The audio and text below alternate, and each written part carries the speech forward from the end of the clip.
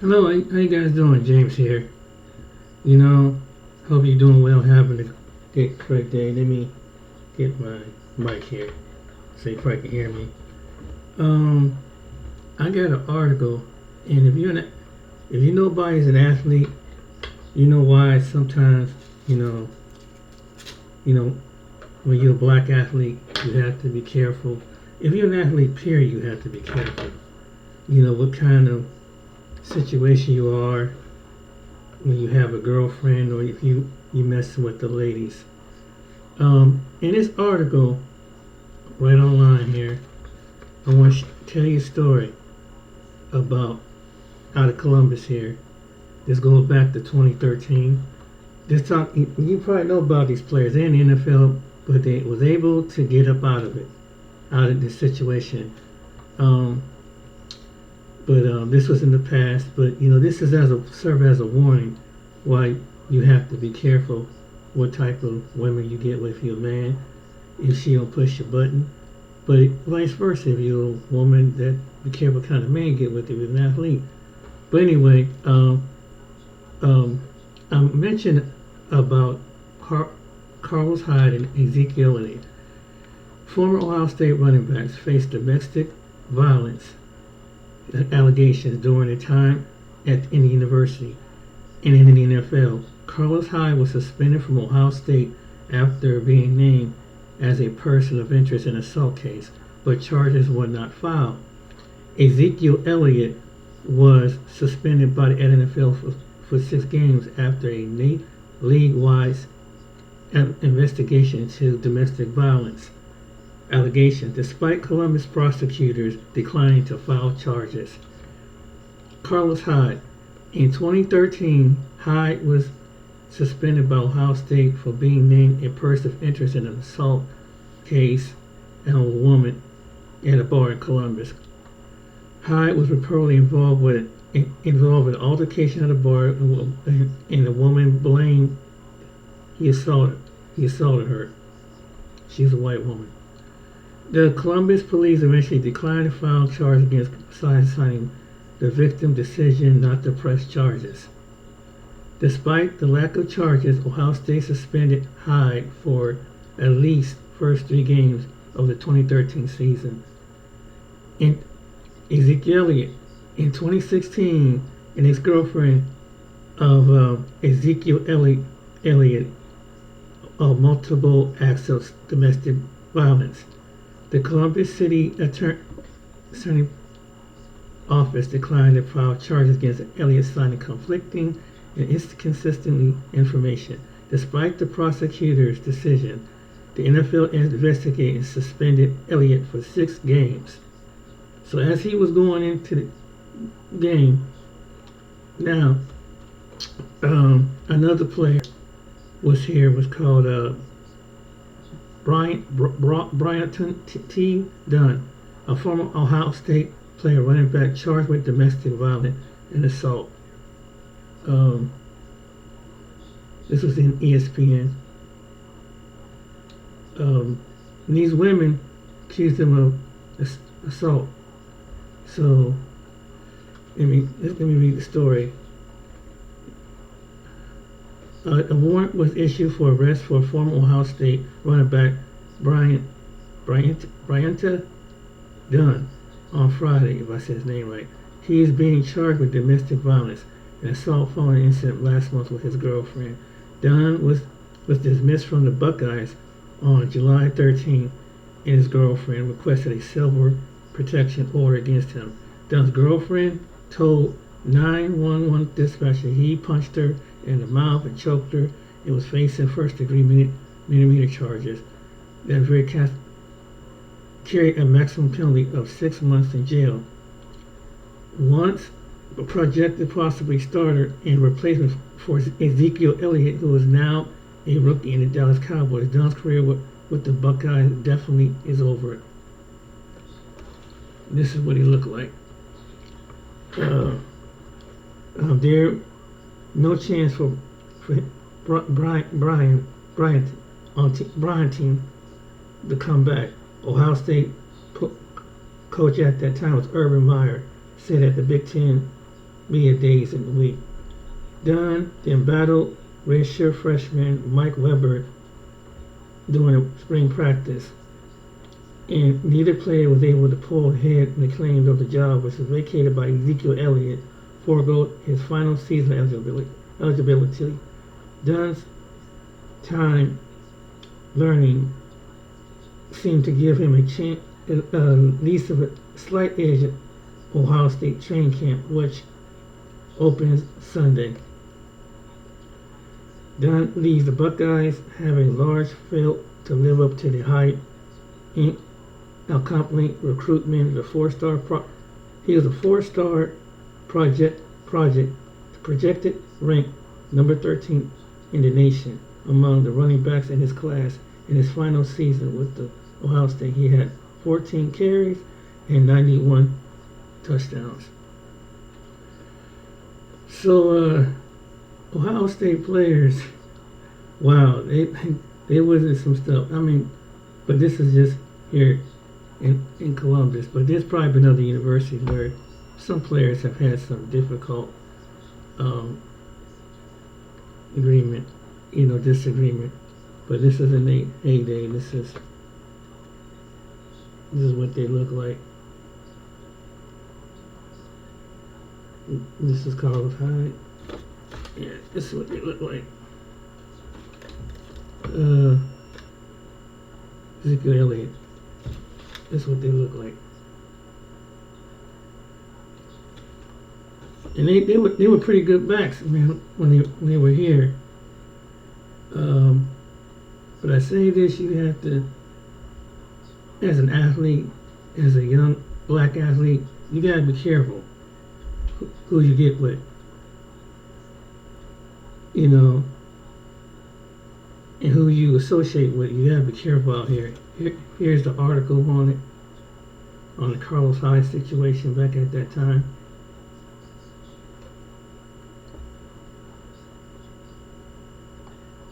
And it come to find out they dismissed him from the team. Oh shoot.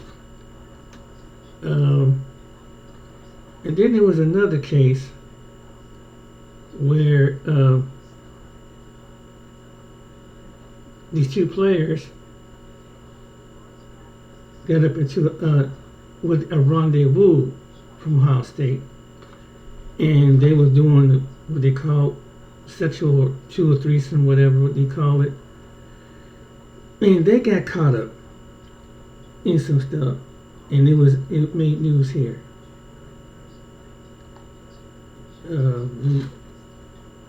me go back. So you have to really be careful.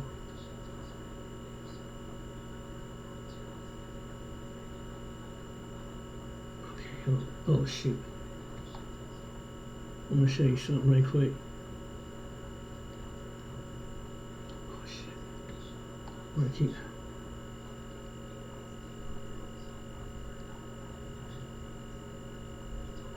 Trying to get this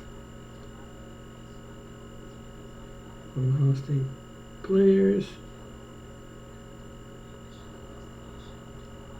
being falsely accused.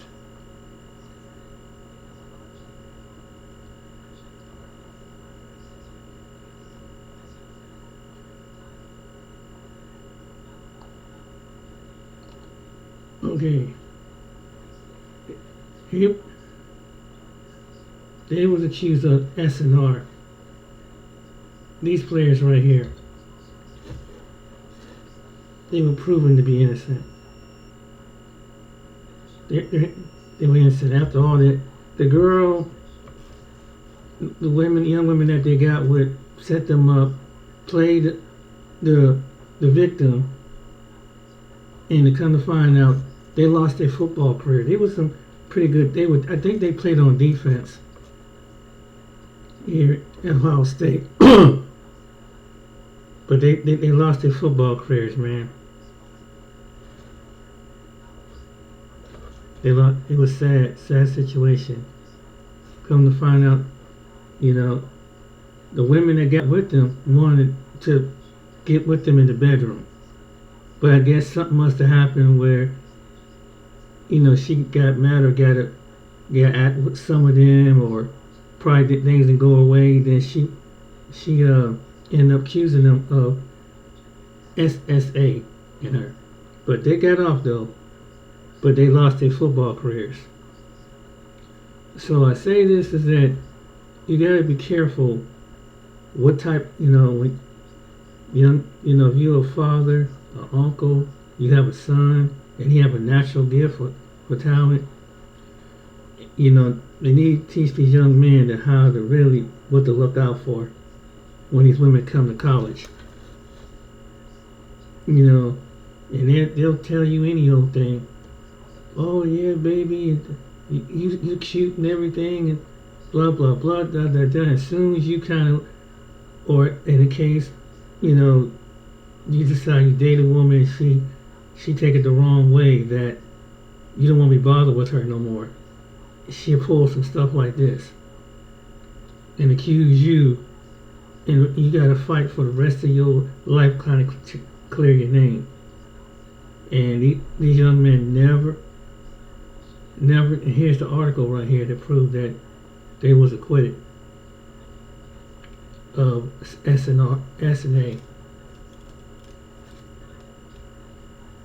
Here's the article right here. Former Ohio State players found not guilty of in kidnapping. Here it is right there.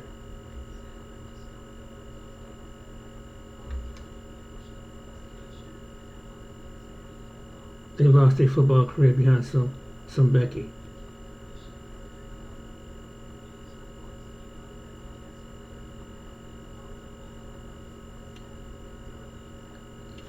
Yep, some Becky set him up. So you gotta be careful. 4 days after the rape and kidnapping trial began for two former Ohio State University. This is on Channel News 4.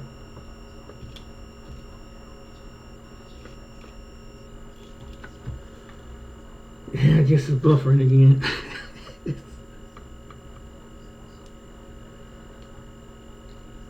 It's slowly buffering. It's trying to open up the page. Well, let me read it anyway. A Franklin County jury on Thursday found two former Ohio State University players not guilty of kidnapping and players, the pair have been found not guilty. Amir Reed and Jocelyn Witt, now 24 years old, both were accused of raping a 19-year-old woman at an off-campus apartment in February of 2020. The accuser told police she was at the apartment and had consensual sex with Reed, but wanted to stop and was forced to continue, with Witt also taking part. According to court records, the woman was then recorded saying the act was consensual. We spoke with Amir Reed and his attorney, Dan Sable, after receiving the verdict today. They tell us it was the testimony and credibility that helped sway the jurors in their favor. So they heard from his accuser, and they heard from Amir, and they heard from Jocelyn, and it was clear who was telling the truth and who wasn't, and the jury picked up on that. Amir Reed says his focus is now pressing play on a life that had been on pause. He plans to continue his college education. We also heard from the attorney representing Jason Wynn. In a statement, attorney Sam Szymanski says in part his client is, quote, relieved and eternally grateful to the jury for conducting a careful review of the evidence before reaching its verdicts of not guilty. So, I would say, men who come across this video, be careful what type of woman you get with, man. Especially, tell your young sons and to be careful. Don't get caught up in something like this. I know everything look good. You go out to the club or bars, whatever, and a woman gets real flirtatious, and she may be, especially if they get inebriated in mind. Don't do it. Don't do it. Don't you do it. And if you get with somebody, you make sure she got some sense up here. Get to know a woman. And I don't care how beautiful she is, how pretty she is.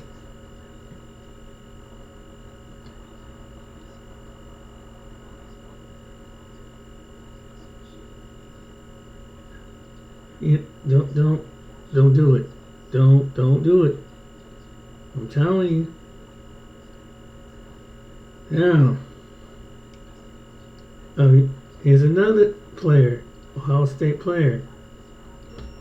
This guy was accused woman accused former Ohio State NFL player Gary Conley of the 2017 R must pay $300 for malicious prosecution.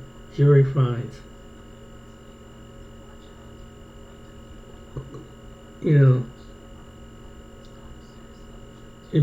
was 2017 accused of assault, battery, intimidation, emotional distress. The grand jury declined to indict Conley. Conley sued her for counter-claim her malicious prosecution. So he was found not guilty. And the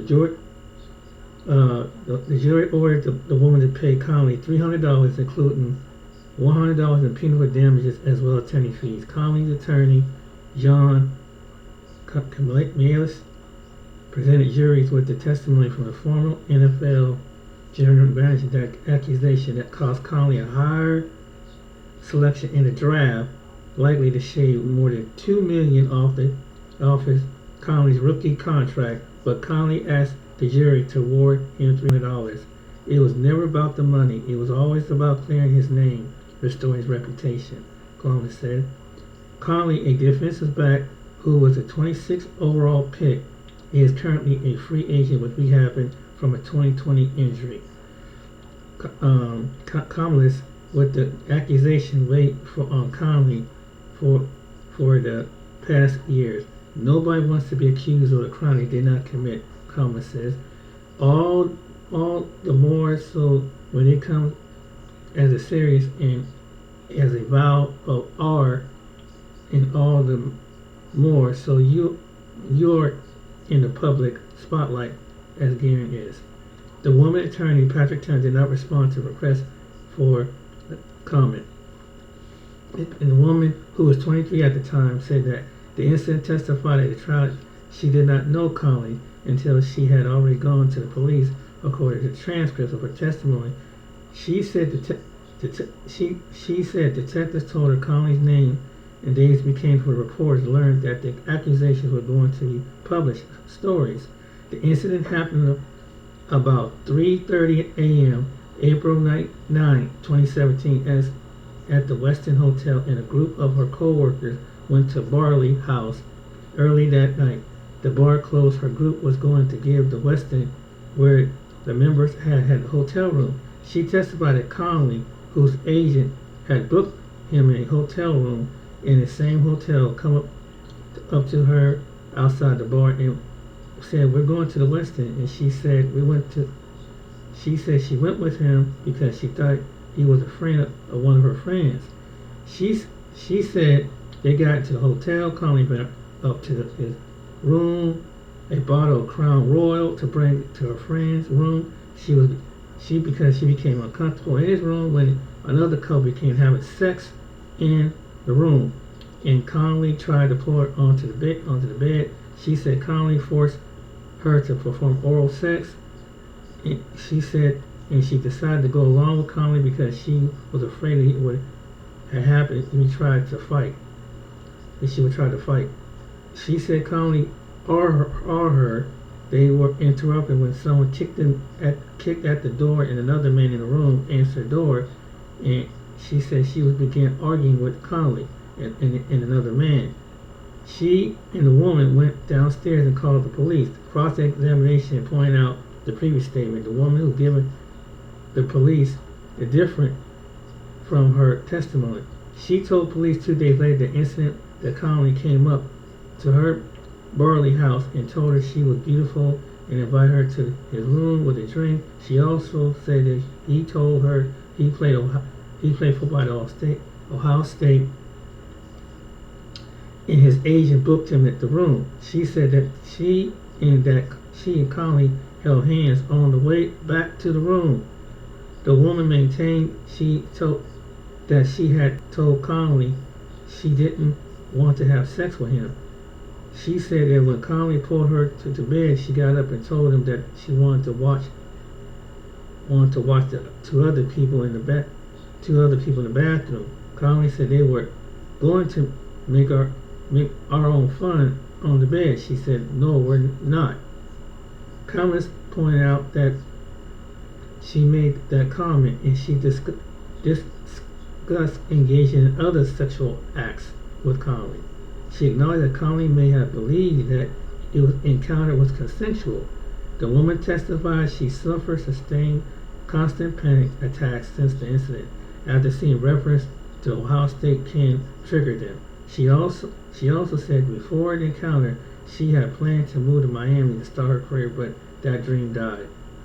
Conley said that Mark Gimmitt, the general manager of the Tampa Bay Buccaneers, testified that Conley could have taken a high as 11th pick in the NFL and been given $12.9 million contract. Dominic said that the accusation caught teams to pass Conley until the Oakland Raiders took him in the 26th and he received a $10.5 million contract.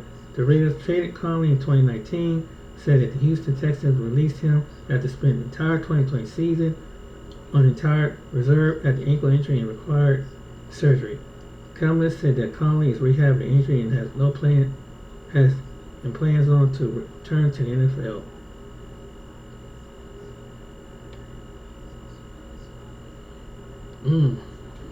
So the moral of that story, guys, be careful what type of woman you get with. You know, what kind of woman, you know, when you're an athlete, when you're a man who's about to make some good money, you gotta be careful. You gotta be careful. Because if it's, and I say that because some people, you never know how some people will set you up. And I mean, it's wrong to, you know, physically assault a woman anyway, you know, no matter what. If that was to turn out to be true, but it turned out it wasn't true. So you have to be careful what type of woman you get with. And these guys, but these two guys that were on the team, they was about to project it to go to NFL project because they had that type of talent. These guys right here had that type of talent to go to the NFL, but now all they can do is finish up their college career. So I think every football coach should kind of give their players a lesson about, hey, you get into a situation with your girlfriend, your wife, whatever. Hey, walk out. It ain't worth losing your career over something dumb. Over something like this. That's gonna cost you your career, cost you your money. Cost you your livelihood. It ain't worth it, But yeah, it happened. So it happened to some players at Ohio State players. So luckily, in most cases, they got out. They got out of it.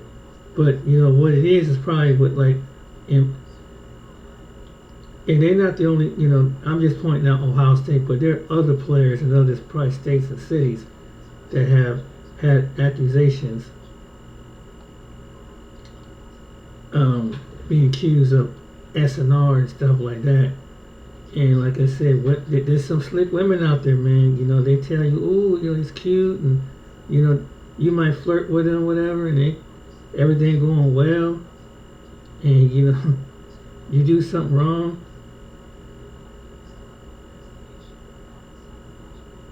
and it's over. It take one thing, and you might be that kind of guy that, man, you get caught up in the moment.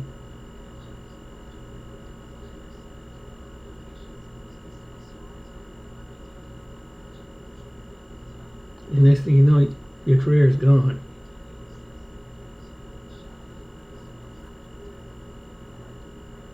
But that's just I'm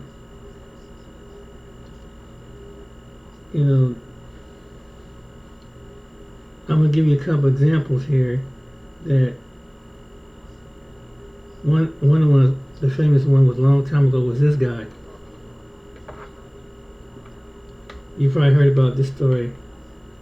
I think it was a movie behind his story. He got accused of, when he was in college, trying to assault a woman. Come to find out, it wasn't him. He eventually he got out of it, but his life was never the same. So, and I mean, he did pretty well. He finally, he was later on, because he was young. He was like the other young man. He was in his 20s.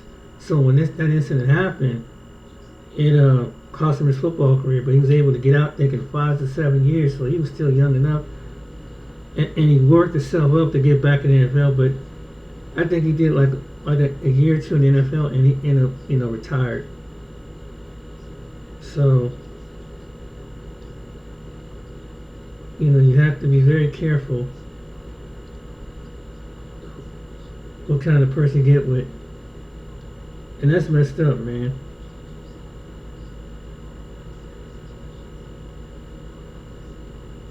Someone accuse you of something like that. But his name was Brian Banks. That's his name, Brian Banks. That was him. That was the one that was accused.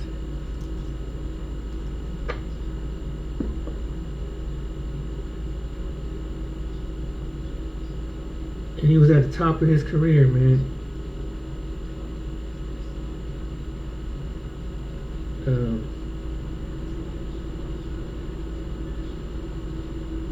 There's another one. This guy's name is Davion Cook. He got accused of false accusations. He got accused by a woman. False imprisonment.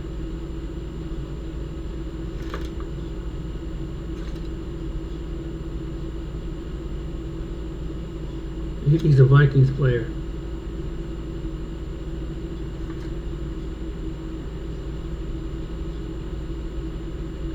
So when you're a player, you can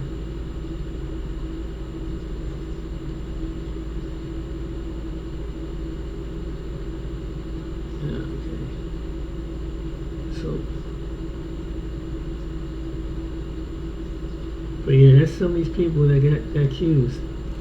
So you have to be very careful who you associate with, and who you hang out with when you're an athlete.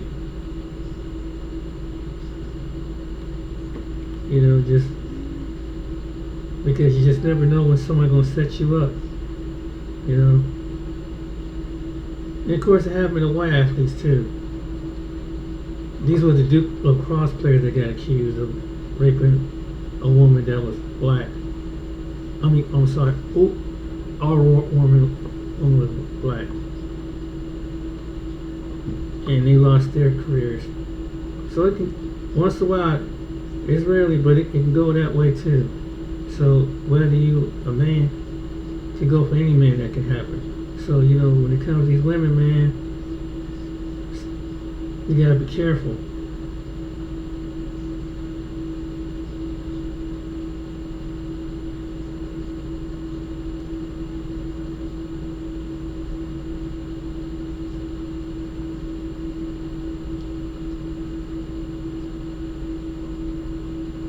Everything was stripped away from me in life. Yeah, I'm mad at God. I'm mad at everybody. Greg Kelly is now waiting to be... In a highly publicized trial, 18-year-old Greg Kelly, the Cedar Park, Texas football star on his way to a full scholarship, was found guilty of sexually assaulting 2 4-year-old boys, a crime he didn't commit. Everyone was screaming, how can this be happening? It was a nightmare. It was a start of just a nightmare. Because his parents had medical issues and couldn't drive, Greg was staying at the home of his best friend and teammate, Jonathan McCarty, who lived across the street from Leander High School. The two 18-year-olds had an uncanny resemblance. However, However, Greg was the only one questioned and suspected of the abuse that took place in the daycare run at the McCarty home by Jonathan's mother. Greg's sentence, 25 years with no parole. I'm asking God, man, if you're real, step in right now. I need a savior. I can't do this by myself. I'm crying out. Those who knew Greg couldn't fathom he was guilty. Other concerned citizens like Jay Bryden were convinced he got what he deserved, until he became aware of a different point of view. And I started seeing people on Facebook just comment about how wrong it was, and I had a guy call me and said, "Hey man, have you heard about this Greg Kelly thing?" And I said, "Man, I saw it last night." He goes, "Dude, my daughter went to that trial every single day, and he didn't do this." Jake spoke to many others who knew Greg, so he too was convinced a good man had been wrongly convicted and decided something had to be done. 2 days after Greg's verdict, he brought hundreds to the county jail where Greg was being held. Complete strangers, as well as people in the community, were coming and rallying and just chanting free GK, free GK. It made me feel really good to know that we're getting somewhere. Like, people are fighting for me. You know, there's a reason to have hope now. Eventually taken to the state penitentiary in Huntsville, Texas, Greg would find even more reason to have hope. The Lord had my undivided attention. Now that I was sitting there getting to know Him, getting to know Jesus, who He was, and preparing me for the journey I'm about to face. And ultimately let me know that I'm going to be with you through it all. By now, Jake had hired a defense attorney, Keith Hampton, to look deeper into Greg's case. It didn't take long to see things weren't adding up. Meanwhile, thousands were praying for Greg. There was prayers of me being free and my name being cleared. There was prayers of me being able to get football back and play football. There was prayers of me getting my girlfriend back and marrying her. Not at the age of 45 when I would get out, but as a young man. Greg would spend the next 3 years in prison waiting for a retrial, relying on God to get him through each day. In that time, his attorney, Mr. Hampton, made some disturbing findings. A detective and prosecutor eager for a conviction, a mishandled police investigation, and no due process. He took his findings and new evidence to the new district attorney, who agreed to reopen the case. On August 22nd, Mr. Hampton handed Greg a piece of paper saying Judge Donna King had ruled that his case would go to the Texas Appeals Court. And there was one other thing. Puts it against the glass, and I read it and I just start breaking down, and it says immediate release. And man, it was such a surreal moment. It was like, I asked Keith, I was like, "Man, are you for real?" Greg's fight for redemption wasn't over yet.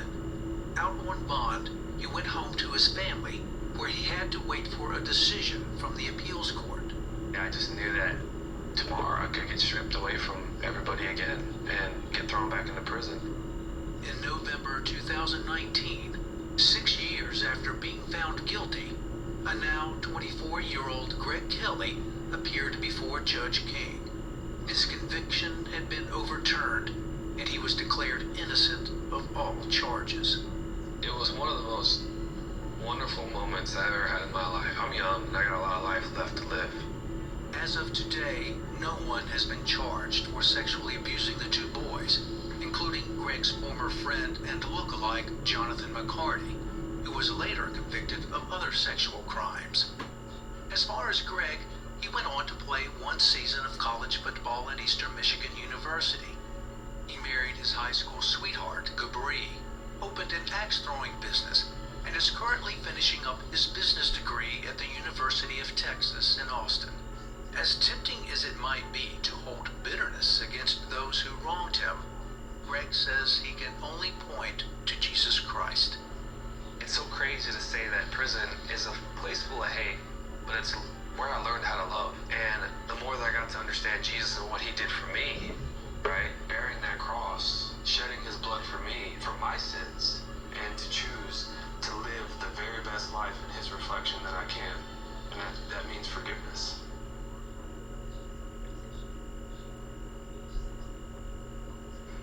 I take my hat off to him, man. It takes a lot, boy, when you accuse of something like that. And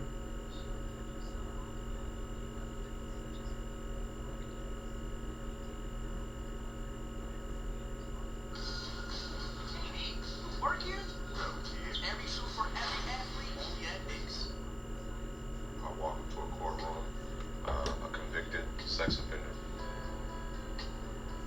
and I walk out of that courtroom like a completely free and clear man. My name is Brian Banks, and I am the subject of this really amazing movie called Brian Banks. Brian Banks was 16 years old when he was accused of crime he did not commit. In 2002, at the age of 16, I was on my way to USC. I had one more year left in high school, biggest year of my life for sports and education.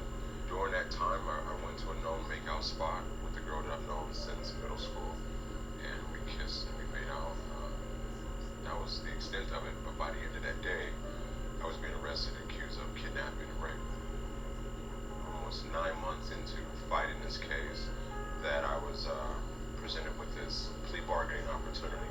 If I pled no contest to one count of rape, that they would drop all the other charges, and I would undergo what was called a 90-day observation at Chino State Prison, where they would determine, after I'd be interviewed by a psychologist and a counselor, whether I was to receive felony probation, 3 years in prison, or 6 years in prison. I was given 10 minutes to make this decision with this plea bargain. And right after taking that deal, a few weeks later, I was sent to Chino State Prison. I received a favorable report after 90 days. I came back to court, and the judge still gave me the higher term of 6 years. I spent my 17th, 18th, 19th, 20th, 21st, and my 22nd birthday behind bars. And it was tough. It was not easy. None of it was easy. But I managed to get through it. I paroled at the age of 22. August 29, 2007, I was placed on strict custody parole for a mandatory sentence of 5 years, which required me to wear a GPS tracking device on my ankle. I had to register as a sex offender for the rest of my life. I was at home online looking for a job, and I got bored, so I got on Facebook and I noticed I had a friend request. I clicked the friend request, and the box drops down, and it was the woman who had accused me 9 years ago now, asking to be friends on Facebook. Seeing that friend request was, for lack of better words, unreal. I didn't think it was her. I didn't think that it was real. I thought someone was creating a sick joke, making this fake profile to see how I would respond to, receiving such a request. It was her.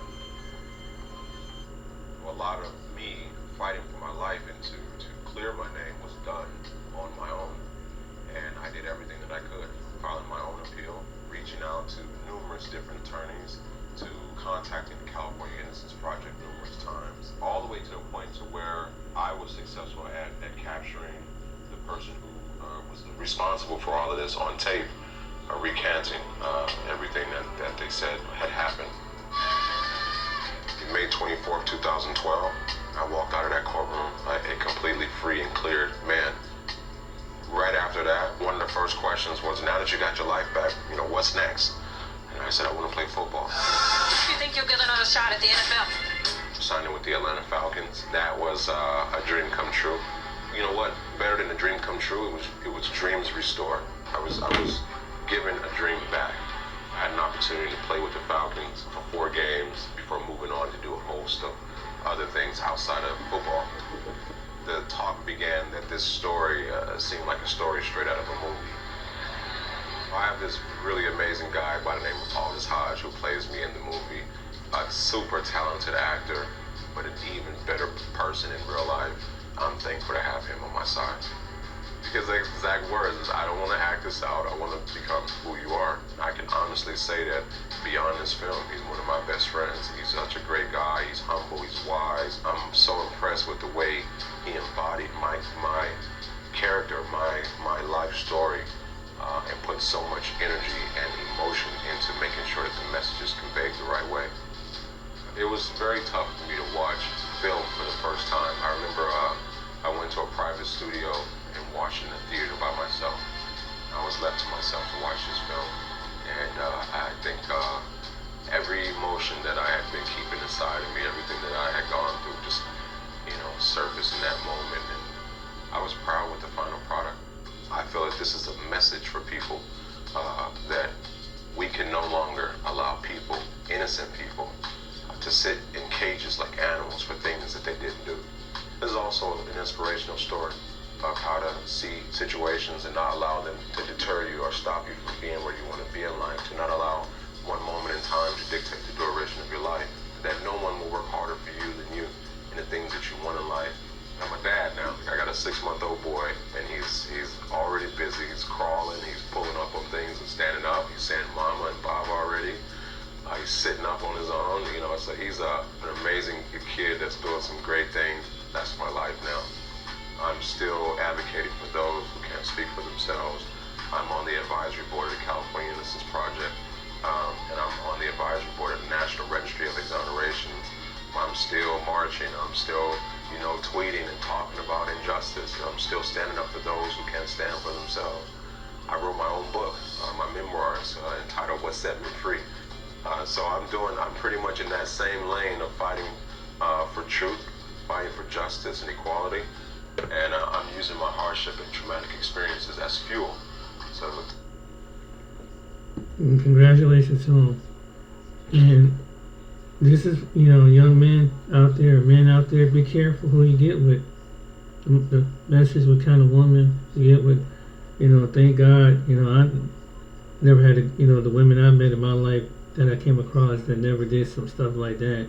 But you never know, you're taking a 50-50 chance. And when as a man, you have to be careful what type of woman you get with. What's with her mind up here? And why did this woman do something like that? Why the woman accused him of something like that cost this man his life? It's crazy, man. You gotta be careful. You have to really be careful.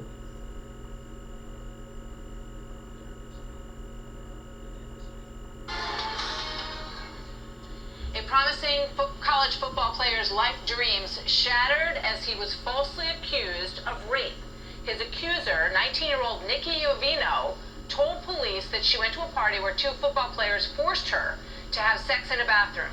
She later admitted that she had sex willingly and was afraid that if she admitted that, another student wouldn't want to date her. Malik St. Hilaire speaks out here exclusively tonight for the first time about the case.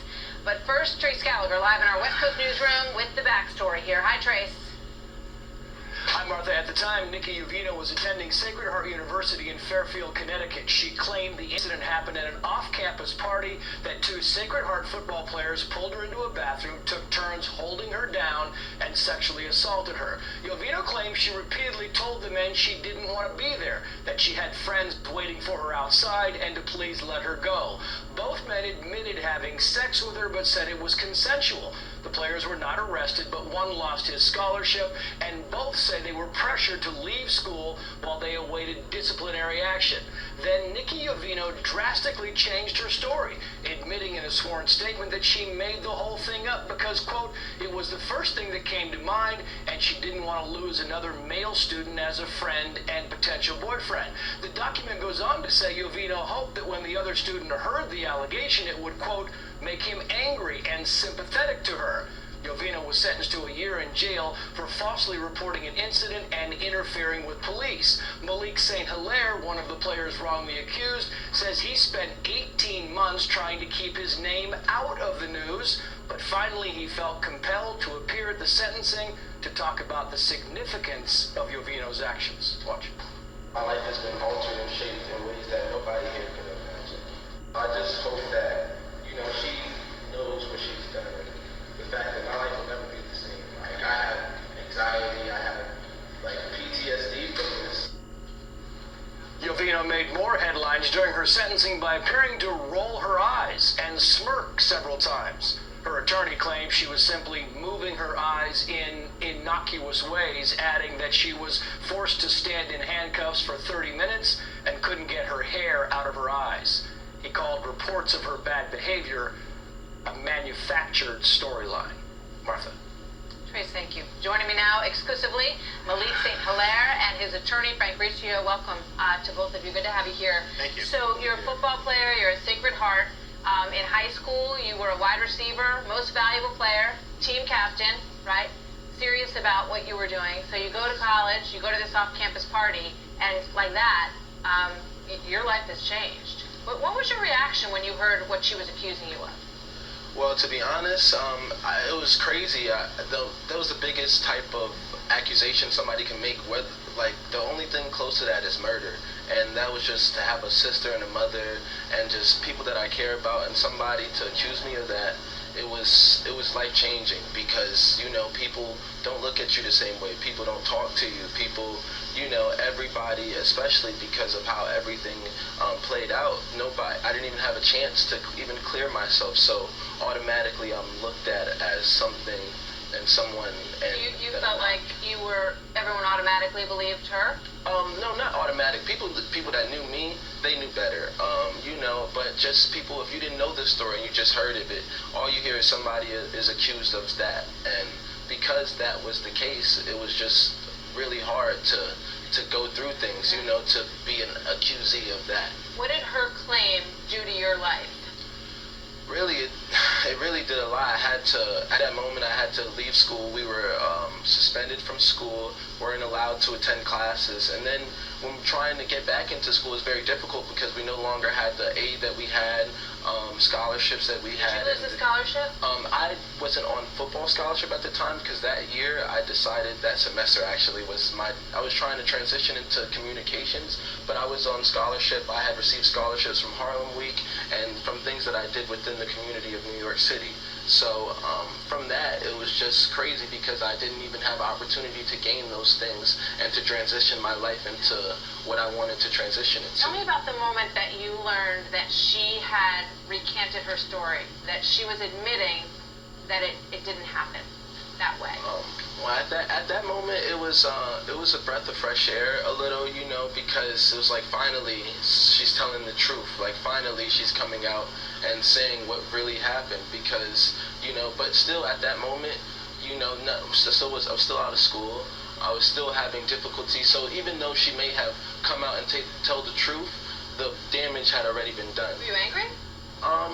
I was less furious. I was more confused and just trying to figure things out. And at that moment, I just had a lot of pain in me.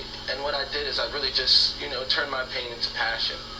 Do you think that young men in these situations on college campuses get a fair hearing? Do people listen to their side of the story? I mean, I think that was one of the issues, was the fact that when this happened, we didn't even give a statement. We had no opportunity to even give a statement when it happened. So we were suspended. Who kicked you out without asking you to come explain what happened? Was not asked a question about what happened before being suspended from school. So that was, yes, extremely unbelievable. I think one of the issues, too, is the Title IX process in general. Yeah. You had a guest on your show on Wednesday that spoke of this very issue. These Obama-era policies created a very low standard of proof. I'll call it no standard of proof. And I know Betsy DeVos is working on a new set of proposals that will add due process, add the ability to raise a standard of proof, and raise the ability to cross-examine and present evidence, review evidence. That does not exist in the Title IX concept right now. Yeah, I mean, it's unbelievable that no one asked you or the others your side of the story. You were told to pack up your stuff and leave? Yes, immediately. Pretty much packed up my stuff that upcoming week, because it was on a weekend. That upcoming week, packed up my stuff and had to figure out what to do from there. What's your next dream? How are you trying to put your life back together? Well, really, from this, what I've been doing is just putting my pain into passion, and my passion has been music recently. I've been putting out a lot of music. I've performed in New York City. I've really been trying to turn my life around and put this into, use this situation to better myself. So I'm putting this situation into my music. Make you think twice about your interactions with women? Oh, no doubt. It gives me, definitely, I have, like I said, just some anxiety, and there's a lot of different things that go on now when I'm around women or when I'm just around any situation, just in any environment, because I did.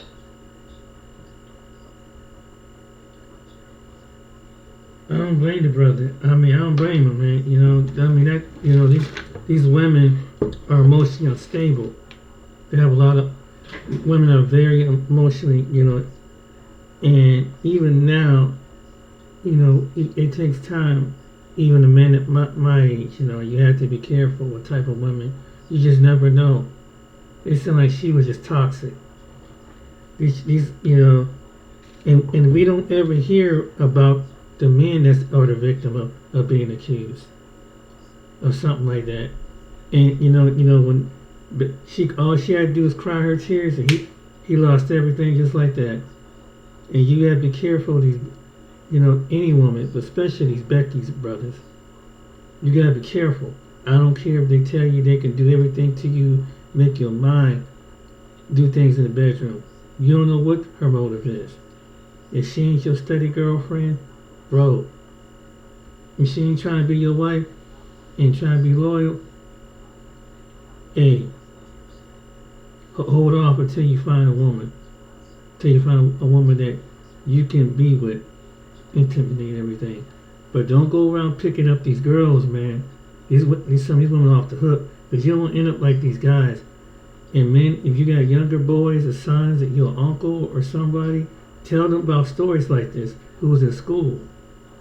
This is one of the things that we need to tell it, because you don't want to end up like these.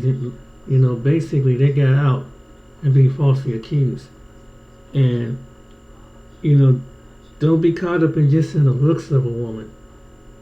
And that's probably what most young men do. In most of these cases, they were attractive women. You see how but they had the Jezebel spirit, a manipulating spirit. So be careful what type of woman you get with. It don't mean all women are like this. I'm just saying be careful the type of women you get with you. And can you blame them for going through something like that? It's like a woman get traumatized if a man do something wrong to her. Same thing. Men, as men, it traumatized after hearing something like that. That traumatized some men. What's wrong with these men? Because that's a 50-50 chance you can lose. You can. He was on the way like this young man, all the way to the top, like these men, and all of a sudden someone could say something, pow, in your career just like that. So you have to be very careful, man. So hope it get out. Share this video. Be teachable. When they playing sports, whatever, and the little girls trying to holler at them, whatever, women trying to holler at them. Hey, whether they starting at 8th grade to college, let these young men know that this is how the way the system is. If you're a man past that age, be careful, man. Be careful. Wait around till you find you the right woman to settle down with that got her. Make sure you pick a woman that got her mindset. Don't be hopping, skipping, and jumping in everybody's bed, because you don't know what you hopping and skipping yourself into, man. Some of these women out here, they off the hook. Everything that you ever heard the saying go, everything that looks good ain't good for you. That's a prime example. That is a prime example, man. That you have to be careful what type of woman you get with. Hey, it's scary. Even when I think about my single times, I've been blessed. I know God was with me. Then picked them, even though some of the women I don't longer have, intimacy with. But I'm glad I got delivered from that. But I'm glad that at the time when I was young, like these young men, man,